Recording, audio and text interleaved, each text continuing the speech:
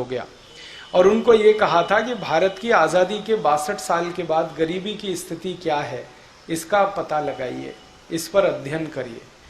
Professor Arjun Sen Gupta ने 5 साल अध्ययन किया। अध्ययन करने के बाद एक बड़ी रिपोर्ट तैयार की है जो करीब 700 पेज की है।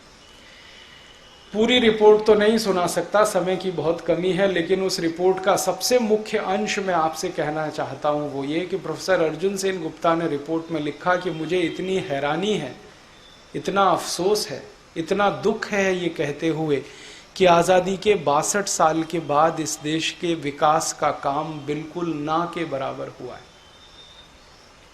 ये एक बहुत विद्वान प्रोफेसर कह रहा है। उनका किसी पार्टी से कोई लेना देना नहीं है इस समय। वो कह रहे हैं कि विकास का काम बिल्कुल ना के बराबर हुआ है, लगभग विकास नहीं हुआ है। क्यों? वो ये कहते हैं कि जब आज़ादी आई 1947 में तो 4 करोड़ लोग गरीब थे और जनसंख्या उस समय लगभग 33 करोड़ थी। अब आज़ादी के 62 साल के बाद जनसंख्या 115 करोड़ हो गई और गरीबों की संख्या 84 करोड़ हो गई।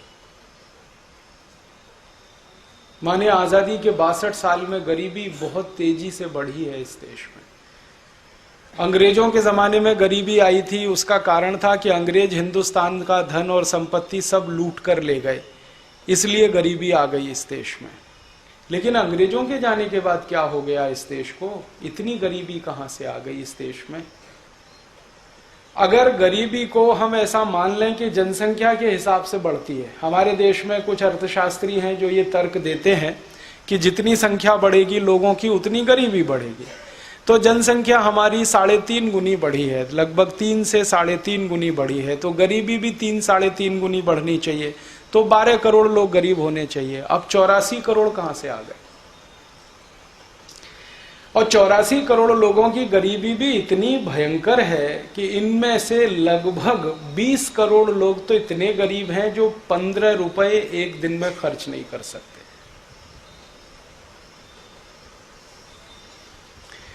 लगभग हमारे देश में 20 करोड़ लोग एक दिन में 15 रुपए खर्च नहीं कर सकते। 12 करोड़ लोग ऐसे हैं जो एक दिन में 7 रुपए खर्च नहीं कर सकते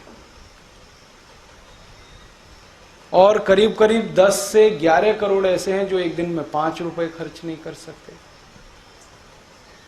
इतनी गरीबी हमारे देश में। अगर जनसंख्या की हिसाब जोड़ें, 34 करोड़ की जनसंख्या डबल कर दो 78 करोड़ हो जाती है। तो आजादी के समय में जितनी जनसंख्या थी उससे दुगने से ज्यादा तो अभी गरीब हैं इस देश में। तो प्रोफेसर अर्जुन सेन गुप्ता ने अपनी रिपोर्ट में एक बहुत बड़ा सवाल खड़ा किया है इस देश की प्रशासन व्यवस्था पर कि 62 साल में हमारे शासन और प्रशासन ने किया क्या? गरीबी कम होने की बजाय और तेजी से बढ़ गई। हमारे देश की सरकार हर 10 साल पर जनसंख्या का आकलन कराती है, जिसको आप जनगणना कहते हैं। जनगणना जब पिछली बार हुई 2001 में और अब होगी 2011 में, तो 2001 की जनगणना के समय सरकार ने कहा कि इस देश में 20 करोड़ लोग हैं जो बेरोजगार हैं, जिनके पास कोई काम नहीं है, और 40 करोड़ लोग ऐसे हैं जो अर्ध बेरोजगार हैं। अर्ध बेरोजगार से मतलब किसी को साल में 1 महीने काम मिल जाता है, किसी को साल में 2 महीने काम मिल जाता है, किसी को साल में 3 महीने काम मिल जाता है। जब फसल की कटाई होती है तो कुछ को मजदूरी मिल जाती है। जब फसल को शहरों से माने गांव से मंडियों में पहुंचाना होता है तो बैलगाड़ी में ढो कर ले जाने वालों को थोड़ा काम मिल जाता है। कभी गांव में कुछ काम नहीं है तो लोग ईंट के भट्टे पर जाकर नौकरी कर लेते हैं, साल में 2-3 महीने 4 महीने उनको वहां काम मिल जाता है। कभी रिक्शा चला लेते हैं, कभी ठेला लगा लेते हैं, कभी रेहड़ी लगा लेते हैं, कभी फुटपाथ पे अपनी दुकान सजा लेते हैं। इस तरह का काम करने वाले 40 करोड़ लोग हैं इस देश में, उनको अर्ध बेरोजगारों में गिना जाता है। तो अर्ध बेरोजगार 40 करोड़ हैं, पूर्ण बेरोजगार 20 करोड़ हैं, माने लगभग 60 करोड़ लोग हैं जिनको कोई सम्मान नहीं है इस देश में जिंदा रहने के लिए, क्योंकि रोजगार नहीं है कोई सम्मानजनक। इन्हीं में वो लोग शामिल हैं जिनको आजकल हमारी सरकार के द्वारा कुछ काम दिया जाता है 100 रुपए रोज का 3 महीने तक साल में। आप जानते हैं कि योजना चल रही है भारत सरकार की ग्रामीण विकास के लिए, तो उसमें 3 महीने काम मिलता है। और वो काम भी ऐसा विचित्र है, खड्डा खोदो फिर मिट्टी डालो, फिर खड्डा खोदो फिर उसी में मिट्टी डालो, इसी का काम दे देते हैं 100 रुपए रोज का। इतना अपमानजनक है। वहीं खड्डा खोदा, थोड़ी देर में उसी पे मिट्टी डलवाते रहते हैं, क्योंकि उनके पास सच में कोई उत्पादक काम नहीं है। किसी तरह से बेगार टालने वाली स्थिति है, वो भी इन्हीं 60 करोड़ में शामिल है।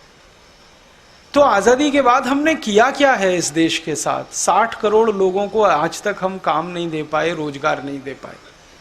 फिर आप बोलेंगे कुछ लोगों को तो रोजगार मिला हुआ है इस देश में। हाँ, मिला हुआ है। हमारे देश की सेना में काम करने वाले जो सैनिक हैं, थल सेना, जल सेना, वायु सेना में लगभग 20 लाख के आसपास हैं कुल। 14 लाख तो आर्मी में है, बाकी एयरफोर्स और नेवी में।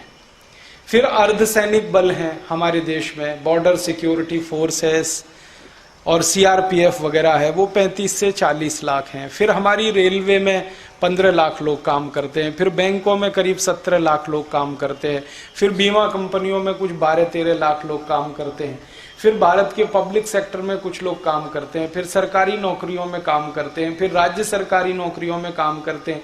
ऐसे कुल लोग अगर मिला दिए जाएं ऊपर से नीचे तक, प्रधानमंत्री से लेकर और चतुर्थ क्लास कर्मचारी तक, तो भारत के 35 राज्यों में कुल जमा 2 करोड़ लोग हैं। ऐसे बस 2 करोड़ लोग हैं जिनको परमानेंट नौकरी है, परमानेंट, जिनकी कहीं नौकरी जाने वाली नहीं है।